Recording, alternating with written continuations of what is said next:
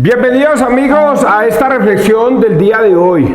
Ojalá hoy escuchen la palabra de Dios y no endurezcan su corazón, sino que sean dóciles a escucharla. Muchachos, no todo espíritu es de Dios.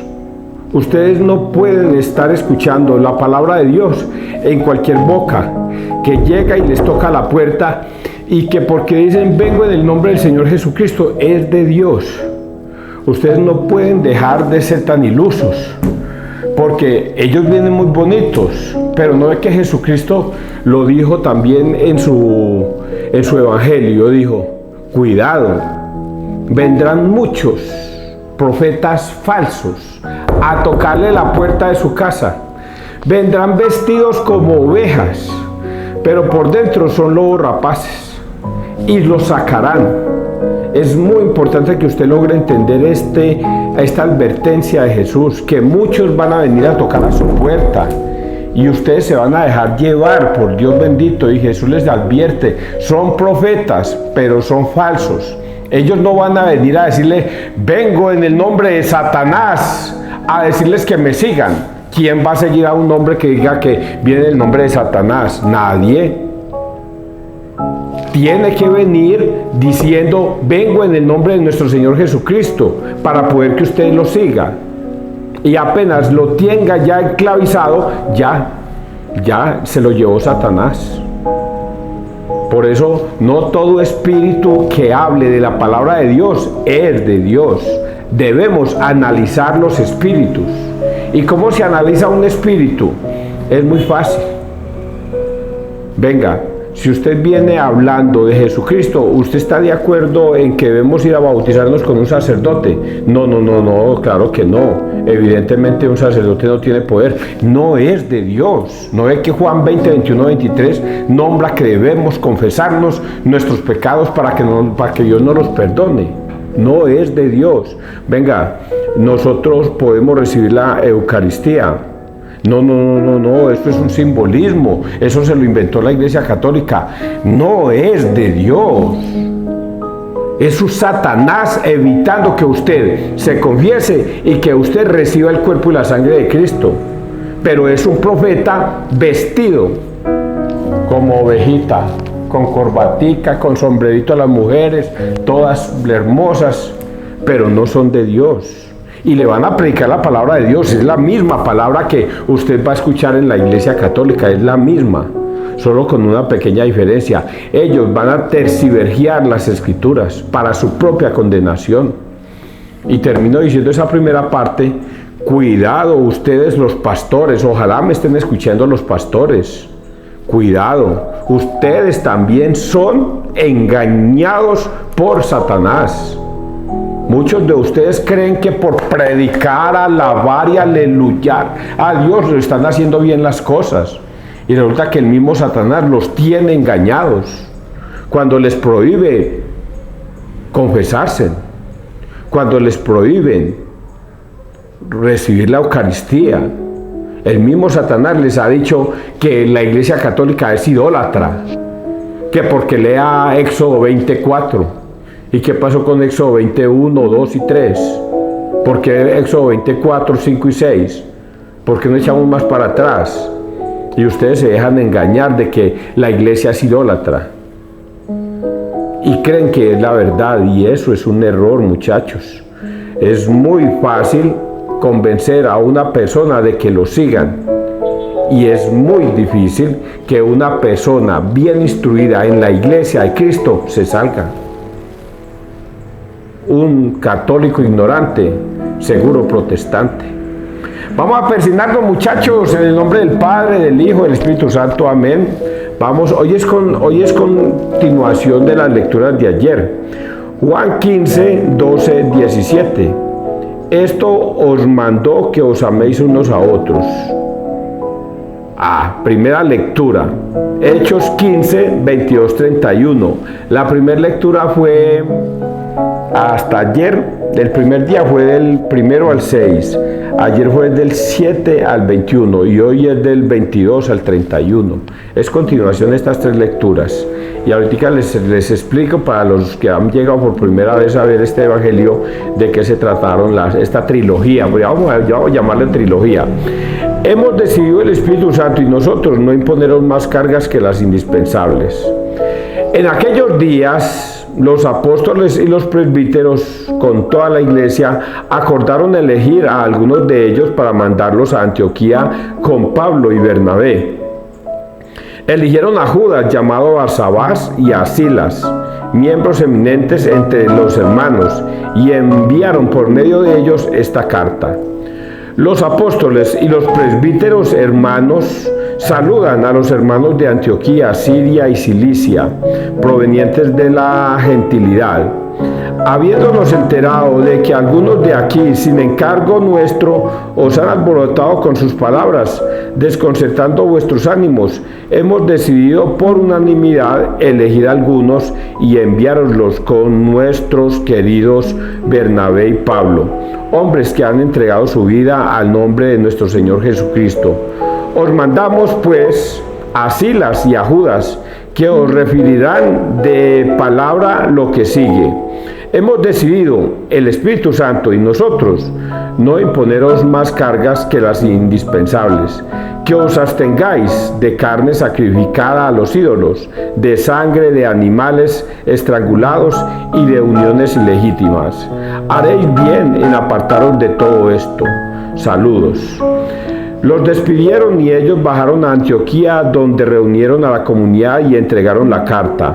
Al leerla, se alegraron mucho por aquellas palabras alentadoras. Palabra de Dios, te alabamos a ti, Señor Jesús. Pónganle mucha atención para los nuevos y para los que han seguido la historia. El primer día, hace 3 días, se presenta un inconveniente en Antioquía, en Cilicia y por allá. ¿Cuál es el problema que se presenta? Está predicando Pablo y Bernabé cuando llegan unos personajes de Judea que nadie los mandó a decirle a los gentiles que ellos, si quieren pertenecer al reino de los cielos, se tienen que circuncidar, porque si no se circuncidan, no pertenecerán al reino de los cielos.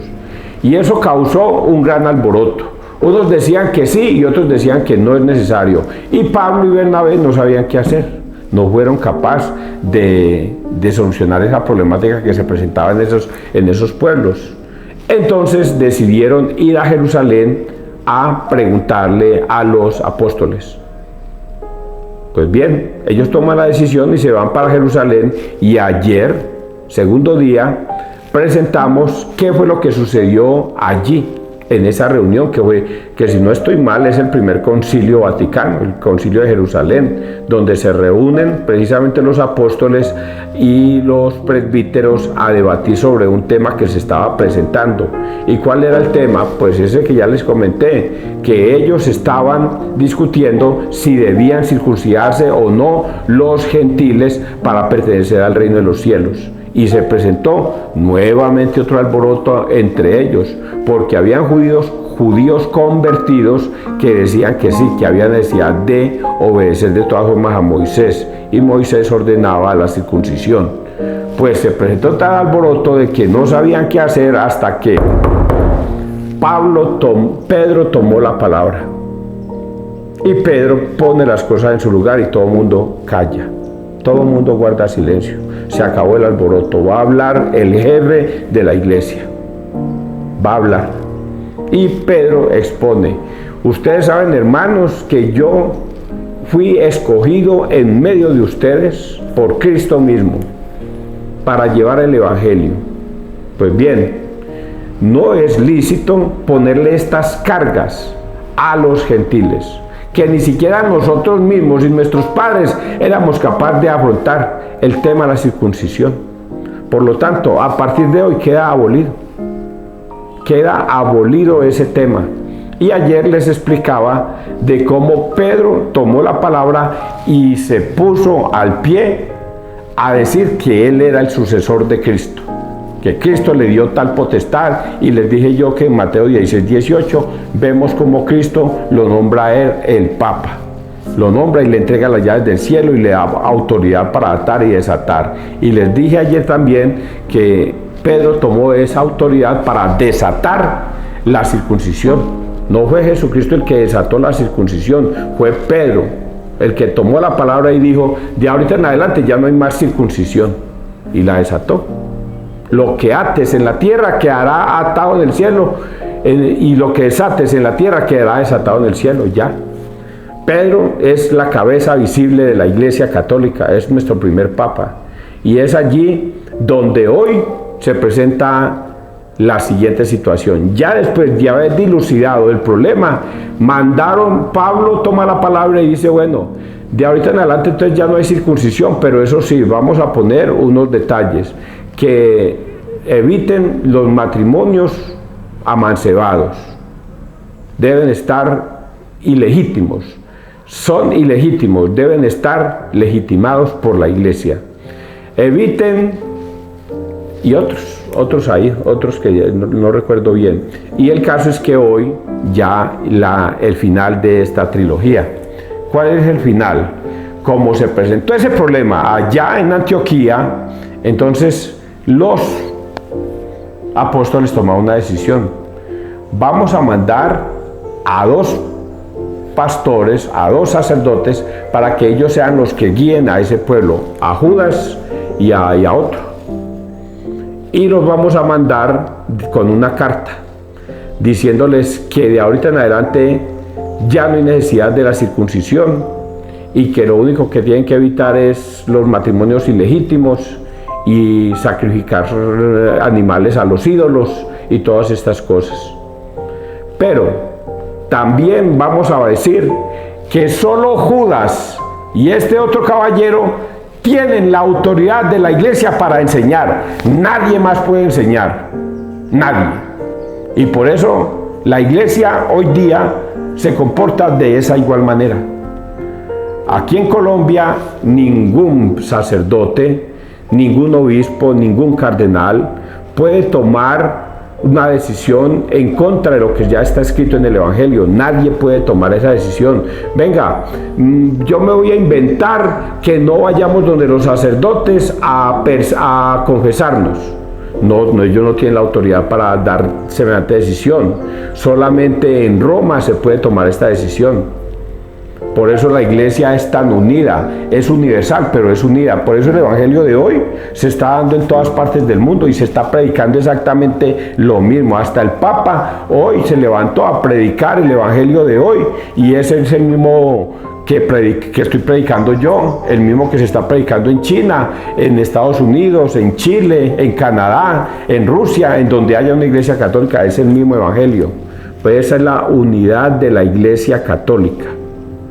Por eso es tan importante que ustedes entiendan que Jesucristo no fundó sino una sola iglesia, y que esa iglesia es muy organizada. Y le está llamando también la atención a los protestantes. Ustedes no han sido mandados a ir a enseñar cosas que nosotros no hemos dicho que vayan a enseñen. ¿Cómo así que no deben confesarse con un sacerdote? ¿Quién les dijo a ustedes eso?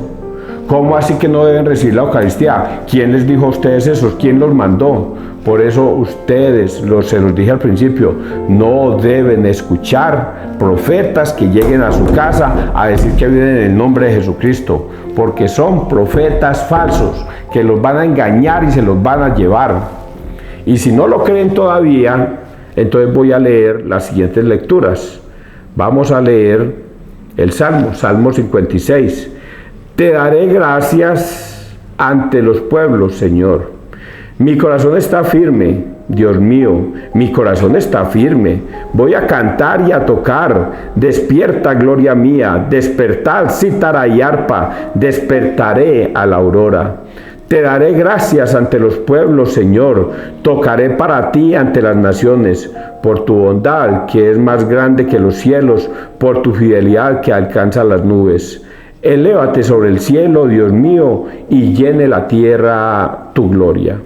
Y vamos a leer el Santo Evangelio Juan 15, 12, 17.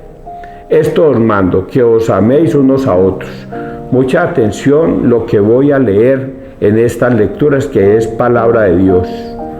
En aquel tiempo dijo Jesús a sus discípulos, este es mi mandamiento, que os améis unos a otros como yo os he amado. Nadie tiene amor más grande que el que da la vida por sus amigos. Vosotros sois mis amigos si hacéis lo que yo os mando. Ya no os llamo siervos, porque el siervo no sabe lo que hace su señor. A vosotros os llamo amigos, porque todo lo que he oído a mi Padre os lo he dado a conocer. No sois vosotros los que me habéis elegido, soy yo quien os he elegido y os he destinado para que vayáis y deis fruto, y vuestro fruto permanezca, de modo que lo que pidáis al Padre en mi nombre os lo dé. Esto os mando, que os améis unos a otros. Palabra del Señor, gloria a ti, Señor Jesús. ¿Han escuchado? Ayer decíamos en el Evangelio que Dios dice, si me amáis, guardaréis mis mandamientos. Si me amáis, guardaréis mis mandamientos, así como yo guardé los mandamientos de mi Padre. Dios nos declara ayer la obediencia, Jesucristo nos declara ayer la obediencia al Padre, a Dios. Y hoy nuevamente nos refuta esa obediencia. Por eso Jesucristo toma una decisión. Yo los voy a mandar al mundo. Quien los reciba a ustedes, me recibe a mí. Y el que me reciba a mí, recibe al Padre que me ha enviado. Por lo tanto, si ustedes van a predicar y no los reciben, entonces límpiense hasta el polvo de los zapatos y váyanse a otra parte, porque les será más llevadero el juicio final a Sodoma y a Gomorra que a ese pueblo o a esas personas. Por eso ustedes tienen que saber a quién van a recibir, y Jesucristo da aquí a quienes debemos recibir. En aquel tiempo dijo Jesús, este es mi mandamiento.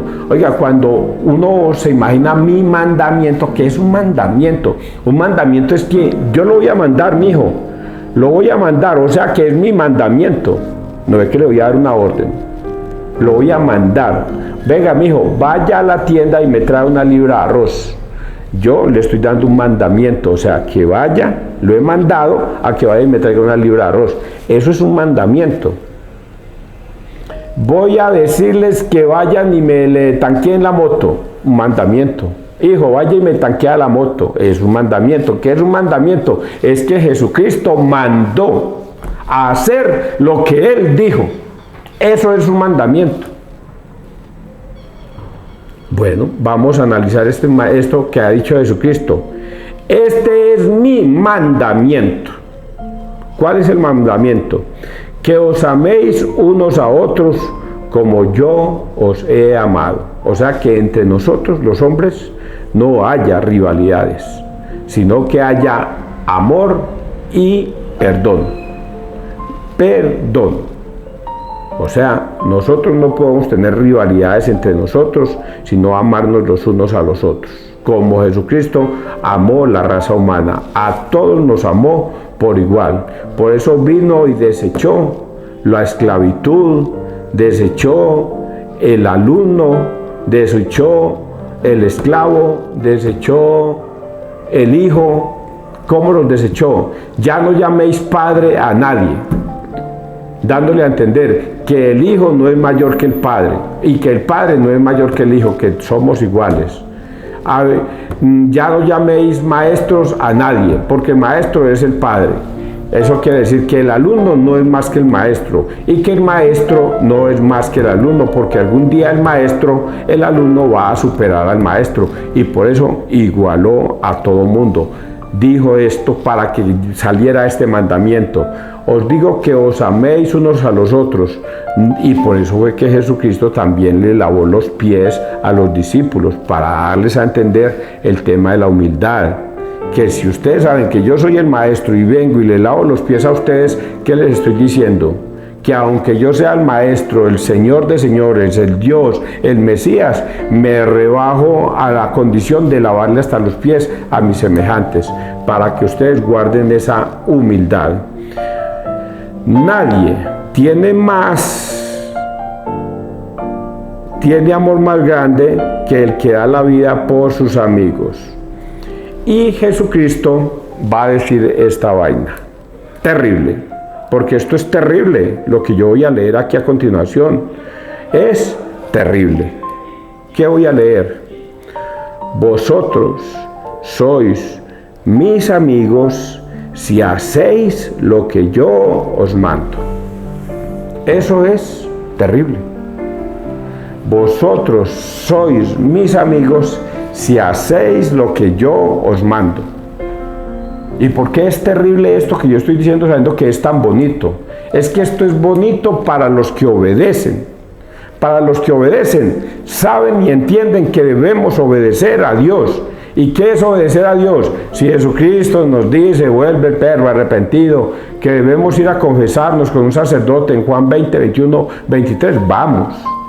Si en Juan 6:53 dice que Él es el cuerpo y la sangre de Cristo y quien coma su carne y beba su sangre tendrá vida eterna, pues la comemos. Y ahí nos volvemos amigos de Cristo, eso es lo bonito. Pero ¿qué es lo terrible de esto? Que un pastor mentiroso viene y engatusa a una persona y le dice que no coma esa hostia, que porque ahí no está Cristo, que eso es mentiras. Y esa persona, en vez de escuchar a Cristo, seréis mis amigos si obedecéis mis mandatos, dicen no, yo prefiero obedecer al pastor mentiroso. Y se sale. Eso es terrible. ¿Se va a salvar? ¿Perdón? Por obedecer al pastor y aleluyar se va a salvar. Oigan a este. Seréis mis amigos si obedecéis mis mandatos. Luego, si usted aleluya y alaba a Dios muy lindo en una iglesia protestante, se va a salvar. Oigan a este. No es amigo de Cristo. No ve que eso está escrito en Mateo 7, 21, 23, para que no digan que es que yo estoy mintiendo. En Mateo 7, 21, 23 dice, no todo el que me dice Señor, Señor, entrará al reino de los cielos, sino el que haga la voluntad de mi Padre. Y muchos me dirán, pero Señor, nosotros te aleluyábamos, te alabábamos en la iglesia protestante, testigos de Jehová, adventistas, luz del mundo, evangélicos, séptimo día, y nosotros te aleluyábamos. Y otros me van a decir, nosotros arrojábamos demonios en tu nombre, Señor. Eso sí pedíamos el diezmo, pero arrojábamos demonios. Nosotros hacíamos milagros en tu nombre, Señor. Pedíamos el diezmo, pero hacíamos milagros. ¿Cómo que? Y el Señor les responde. ¿Qué les responde? No los conozco. Alejaos de mí, hacedores de la maldad. Los trata malditos. Hacedores de la maldad. ¿Por qué son hacedores de la maldad? Porque van a tocar a la puerta de una casa y van a decirle a esas personitas ingenuas que no tienen que confesarse, que no tienen que recibir la Eucaristía, que la iglesia es idólatra. ¿Y qué van a hacer? Esas personitas los sacaron a la maldad, se los llevaron. Y entonces Dios los va a bendecir porque se llevaron hacedores de la maldad a unas personitas que eran buenas, católicas, que no entendían mucho de la iglesia, pero que permanecían en Cristo. Entonces que Dios los va a llevar al cielo porque, bueno, los perdono, caminen pues para el cielo, no importa lo que hicieron. Por Dios, eso está escrito. Y agrego más. Vosotros sois mis amigos si hacéis lo que yo os mando. Ya no os llamo siervos, porque el siervo no sabe lo que hace su Señor. A vosotros os llamo amigos, porque todo lo que he oído a mi Padre os lo he dado a conocer. El Padre, aquí Jesucristo demostrando la obediencia, que todo lo que el Padre le dio, Él lo obedece. No sois vosotros, y esto es terrible, ojo con esto, que esto es terrible. Esto que voy a leer es terrible también. No sois vosotros los que me habéis elegido, soy yo quien os he elegido y os he destinado para que vayáis y deis fruto. Esto es terrible, muchachos. Es que yo no puedo hablar sino de cosas terribles que están en la Biblia. Pero César, ¿usted por qué dice que es terrible si es bonito? Jesucristo nos escoge a nosotros para seguirlo. Sí, escoge a los que van a ser salvos. Eso es terrible, muchachos. ¿Por qué es bonito? Porque va a escoger a unos y los va a permanecer en la Iglesia Católica. Ustedes los pueden ver, van a misa casi todos los días. Yo voy a misa casi todos los días y siempre es las mismas familias y van y hacen la comunión, el camino a la Eucaristía y la reciben y son hermosos. Esos son los que Dios ha escogido para la vida eterna. Esos. Los que ha escogido para la vida eterna son los que siempre hacen la fila para la Eucaristía y permanecen en Cristo. ¿Y dónde está lo terrible de esto? Que los pastores mentirosos han engañado a muchos católicos para que se salgan de la Iglesia de Cristo y los sigan a ellos. Y resulta que Jesucristo en Juan 6:66 ve esa situación. Muchos de sus discípulos que lo seguían se fueron. Muchos de los discípulos que seguían a Cristo se fueron porque eso era muy duro de entender lo que Cristo estaba explicando sobre la Eucaristía. Quien coma de mi carne y beba mi sangre tendrá vida eterna. Y ellos no entendían, entonces decidieron irse. Y pregúntenme si Jesucristo después les dijo, venga muchachos, era por molestar. Venga muchachos, no, mentiras, es por molestar. En Juan 6:67 voltea y ve que los únicos que quedaron ahí fueron los discípulos. Y en vez de decirles, venga muchachos, ustedes no me van a abandonar tampoco, ustedes sí se quedan conmigo. Jesucristo antes los reta y les dice, ustedes también se quieren ir. Ustedes también se quieren ir. Y ahí es cuando Pedro dice esas frases, ¿a quién iremos, Señor, si tú tienes palabras de vida eterna? Dios escogió a los suyos, a los que se van a quedar. Por eso cuando Pedro dio ese sermón allá y se convirtieron 3.000. ¿Cuáles 3.000? Los que Dios escogió para la salvación. Solamente Dios escoge, usted no escoge, es Dios el que lo escoge a usted.